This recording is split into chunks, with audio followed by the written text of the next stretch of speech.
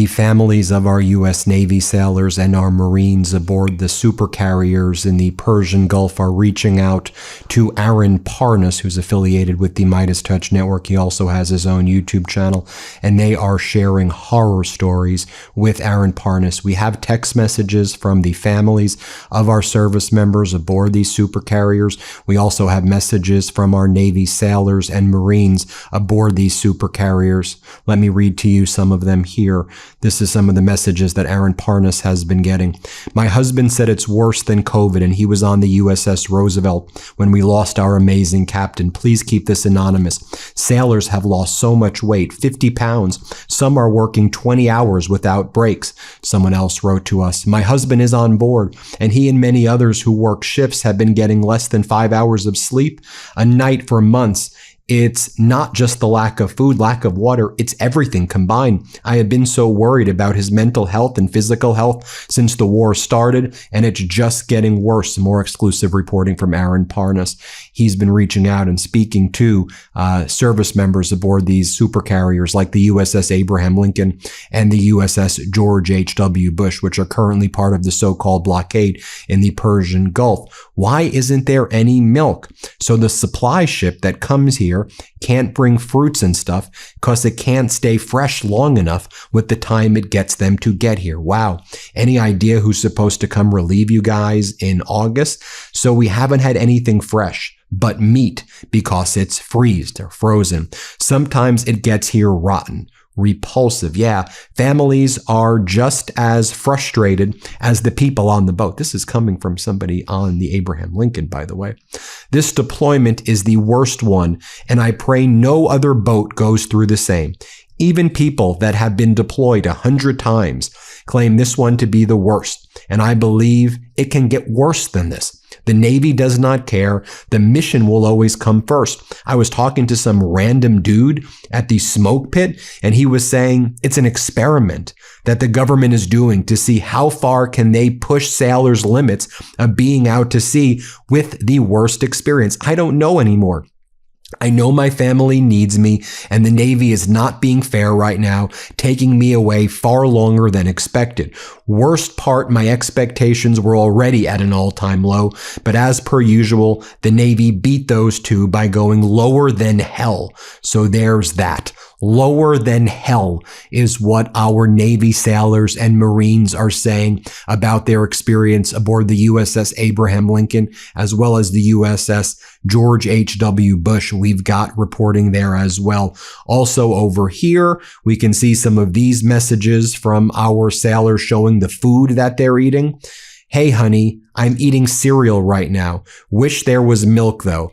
Haven't had milk in 3 months. No milk because the U.S. doesn't have the logistics to bring over milk, to keep it fresh, or to really bring over any food other than some frozen meat.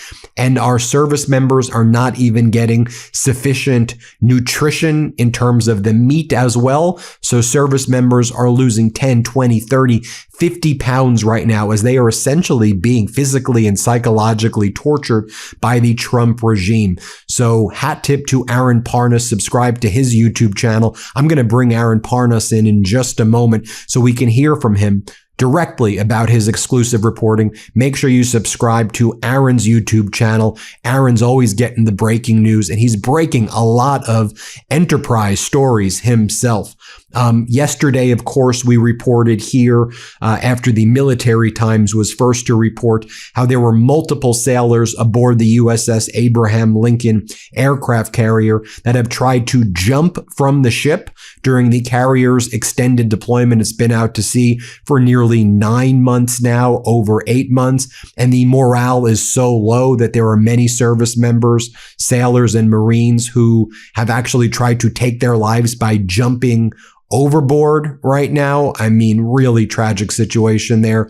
We previously reported about the conditions aboard the USS Gerald Ford, which was out to sea for over a year, one of the longest deployment ever, basically, the USS Gerald Ford. Remember, on that supercarrier, it ended up returning sometime around May But there was that horrible fire that purportedly began in the laundry room, which almost killed 1,000 service members. And it resulted in their beds and their sheets all being burnt. So they had to sleep on the floor. There was also horrible conditions in terms of the food and in terms of the plumbing. There was lots of kind of leaks all over the floor, rotten showers, the same types of things we're seeing, by the way, on the USS Abraham Lincoln. Also an experience that we're hearing aboard the USS George H.W. Bush. Aaron got the following message as well. I love your TikToks, Aaron, and I really appreciate the information that you make available. I've been seeing a lot of your posts about the USS Abraham Lincoln, and my husband is currently on the USS George H.W. Bush. He has confirmed multiple times that they haven't had fresh fruit or vegetables over there. And so while you have people like Hegseth and Rubio who are out there, saying, Biden was focused on gender and climate, and now we're no longer woke, because you go woke, you go broke. No, you go Trump and Hegseth and Rubio, you go broke. You all went through $1 trillion of our military budget and $10 trillion since 2016. You ran out of weapons. Our strategic petroleum reserve has hit tank bottom. We're under 300 million barrels right now in our strategic reserve. You have Donald Trump, the so-called commander-in-chief, a coward, hiding in cafeteria catering trucks to escape from the old Air Force One because he was terrified that Iran was going to blow it up. And you have our service members with an all-time low morale aboard these supercarriers, also incredibly low morale in the bases, which basically all in the Middle East had to be evacuated because they were in these these containers. They basically lived in these like trucking containers that were just kind of sitting targets for Iran. I mean, the treatment at the bases was horrific as well. And then when our service members were injured and suffered traumatic brain injury, the Trump regime said, minor injuries, TBIs aren't a big deal. It is so damn horrific. This should be the biggest story right now. Ever wake up sweaty, freezing, or just uncomfortable? The temperature in your bedroom can make or break your sleep. That's why I switched to Miracle Made sheets. They're inspired by NASA technology and use silver-infused temperature-regulating fabric to help you sleep perfectly all night long. Here's the thing, thanks to their antibacterial silver technology, Miracle Made sheets stay cleaner and fresher up to 3 times longer than regular sheets. That means fewer odors, fewer wash cycles, and way less laundry. All that hidden bacteria in regular sheets, it can clog your pores and cause breakouts. Miracle Made's antibacterial design helps you sleep cleaner and clearer night after night. And they feel just as good, if not better, than sheets you'd find at a 5-star hotel, but without that steep price tag. Smooth, breathable, and ridiculously comfortable. Miracle Made sheets are crafted with NASA-inspired silver-infused fabric that helps regulate your body temperature. Hot sleeper, cold sleeper, it doesn't matter. These sheets help keep you in the comfort zone all night long. Upgrade your sleep or give the gift of better rest. Go to trymiracle.com/Meidas to try Miracle Made sheets today. You'll save over 40%, and when you use promo code Meidas, you'll get an extra 20% off plus a free 3-piece towel set. They make an amazing gift, and with a 30-day money-back guarantee, there's no risk. That's trymiracle.com/Meidas, code Meidas at checkout. Thanks to Miracle Made for sponsoring this episode. I want to bring on Aaron Parnas now, who got us that exclusive reporting about what's going on the USS Abraham Lincoln. Of course, we had previously reported, as did you, on what was going on with the USS Gerald Ford, the fires that were on that ship, the plumbing issues that were on that ship, the low morale before that ship left in May. You've had the USS Abraham Lincoln now going on 9 months. The George H.W. Bush supercarrier is there as well. It had to actually travel south through Africa because they were afraid of moving that one through the Red Sea, given the Houthi presence over there. It's really shocking and sad to read those messages. Aaron, I know you're hearing from a lot of military families. What are you hearing? What else are you learning? Yeah, I mean, listen, I've spoken to numerous military families, specifically the wives of their husbands who are currently on board the Abraham Lincoln. And also now, I just, before we hopped on, received an email from someone on the USS George W. Bush who confirmed that the issues are there as well. I mean, ultimately, right now, our service members abroad are having moldy showers, are not getting detergent, not getting soap. They're not getting fresh fruit, fresh vegetables. Some service members haven't had a fresh meal in months. The only fresh food they get is meat. And well, the meat comes frozen. That's the only thing. And the images we're getting from these troops on these ships, I mean, you wouldn't, prisoners in American prisons get better meal rations than these troops are getting right now in the Middle East. And it's led, as we've seen reporting today come out, to some service members wanting to essentially jump overboard rather than continue these deployments. Because, Ben, as you know, essentially military deployments aboard these aircraft carriers, which are massive 5,000 plus people carriers, they're meant to last only about 8 months. The USS Abraham Lincoln left in November, was supposed to be done with its deployment back in May. We're now in August, and according to folks I speak to on board, they're being told this is an indefinite deployment. And so the situation is going to get even worse before it gets better. Yeah, and the posture right now, despite Donald Trump saying I'm semi-negotiating or I'm just going to low key it, these service members have to be alert like 24 hours a day. I mean, they're deployed in an active combat zone, and this so-called blockade, as Trump calls it, that's a form of war. I know he doesn't want to say it that way, but a blockade is war. Our service members are on war footing right now. And then they have to deal with all of these additional stressors, like the most basic logistics are not working, right? I mean, this is not a matter of, just some downtime. This is war. There's a war taking place. And that's one of the issues when he's out there saying, everything's going great and things are amazing. There are people on these ships who are suffering. Well, yeah, I mean, just imagine working, because some of these folks are working 20-hour shifts almost every single day. I mean, I know what it's like to be sleep deprived with a newborn at home. I can't imagine what it's like to be sleep deprived on an aircraft carrier away from your family in the middle of an ocean. And the USS Abraham Lincoln, as you know, has been targeted multiple times by the Iranians since the start of the war. Thankfully, the service members have not been hit yet. But all it takes is one missile to get past air defense systems, to get past America's military, to hit the ship and ultimately cause a much greater issue. And when you have sleep-deprived sailors aboard, the chance of a mistake goes up exponentially. And I think something that people are missing in all of this is the war can end today. Let's say we get a deal done today and there's no more fighting with Iran. That doesn't mean these service members are coming home, because the United States military is still going to maintain some sort of military posture in the region, whether it's in the Red Sea or in somewhere in the Middle East. And many of these service members are preparing for an even longer deployment aboard this aircraft carrier, which right now doesn't have an end date.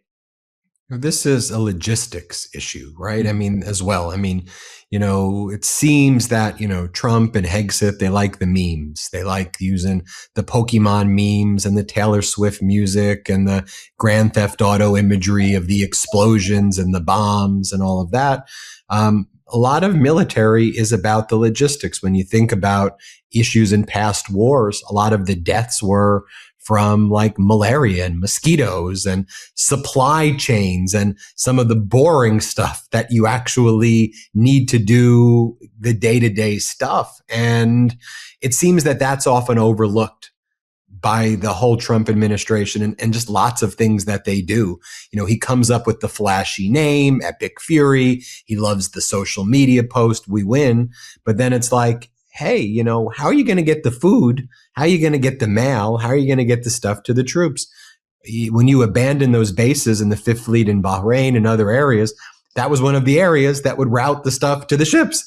And now, because you don't have the interceptors, Iran's able to strike there, which has these third and fourth level consequences of, well, then how do you get the food and the mail and the supplies to our troops who are out there? You can't just keep them there. And it's like, Aaron, they don't think about it. It's like they don't think about that. And they just go, if we're asked about it, it's a PR issue. Mm-hmm. No, it's a people issue. The PR issue of you lying, you could do it once, but the people are there. They ain't PR issues. This is lives. Well, Ben, just imagine if the president wasn't Donald Trump and the president was Joe Biden. Imagine if the Secretary of Defense wasn't Pete Hegseth and it was Lloyd Austin. I mean, if you had these facts come out, just one of these stories, let alone dozens and dozens of service members experiencing the same thing. Imagine one service member tries to jump off an aircraft carrier under the Biden administration. Number one, we'd never hear the end of it. Fox News would be running it on 24/7. Jake Tapper would have written another novel. But number two, Congress would have opened up investigations by now. They would have hauled Lloyd Austin up to Capitol Hill. They would have asked military leaders to testify. James Comer would have opened up an impeachment inquiry into Joe Biden. I mean, this is as bad as you can get. This is a dereliction of duty. And I asked Governor J.B. Pritzker today whether or not he believes that Trump is essentially fit to command our troops. And he essentially says, no, he's not, right? He has mental health issues. He has possible dementia issues. And now it's a complete just mess as our service members aren't getting the necessary resources abroad. So it's bad. And unfortunately, it's not getting the coverage it deserves. You know, people are focused a lot, and they should be, on Donald Trump cowering into the catering truck and sneaking away from old Air Force One. But to me, this is worse than that. I mean, but it all tells a story, right? Strategic petroleum reserves hit tank bottom. Our ammunition, our interceptors, our THAADs, our ATACMs, the HIMARS, the Navy destroyers with the SM-2 3s and 6s depleted. You look at our alliances across the world, they're broken. You look at the morale on these ships at an all-time low because the supplies aren't getting to them. Like this is... You can run the Ponzi scheme playbook and say, we won, it's great, it's amazing. You can do, and you can manipulate the paper markets for a little bit, but it all catches up to you. As I've said, the reflecting pool, you could paint it blue for a little, but the algae always comes back. I mean, you can only paint it so long. So Aaron, what do you want our viewers to know and our listeners to know and your listeners to know before we go? And it's incredible that lots of people are reaching out to you and sharing their stories with you as well. And you're getting stories that other people aren't getting just because the trust they have with your day-to-day reporting. Yeah, well, I think the main thing that I want folks to know is that my DMs are open. Please reach out to me. Please keep sending me stories. Let's keep highlighting what's happening on these ships abroad, on all my platforms, on my YouTube, on my Instagram. Just Aaron Parnas, please reach out to me directly. And I think the biggest thing is we're not stopping, all right? This is the importance of independent media in this moment. We don't have big bosses and overlords above us telling us what we can report and how we can report it. Where I'm going to continue on this beat because our service members deserve better. So Ben, we're not stopping, and I know you're not stopping, not now, not ever. Aaron, thanks for your reporting. Everybody, please subscribe to Aaron's YouTube channel. It's heading to 1 million subscribers. He's got a bajillion subscribers on TikTok. Y'all subscribe to him on TikTok. Make sure you subscribe to Aaron's YouTube channel because he does longer form breaking news there. So after this video ends, go subscribe to Aaron's YouTube. Put in the comments that you saw this video. Aaron, thanks for all your hard work and for getting us this exclusive. Thank you, Ben. Everybody hit subscribe here. Let's get to 7 million here. Breaking news right now. My brothers and I wrote a book. It's called WTF America. And well, doesn't that just say it all? It comes out officially this October, but you can pre-order your copy today. Just scan the QR code or click the link in the description below.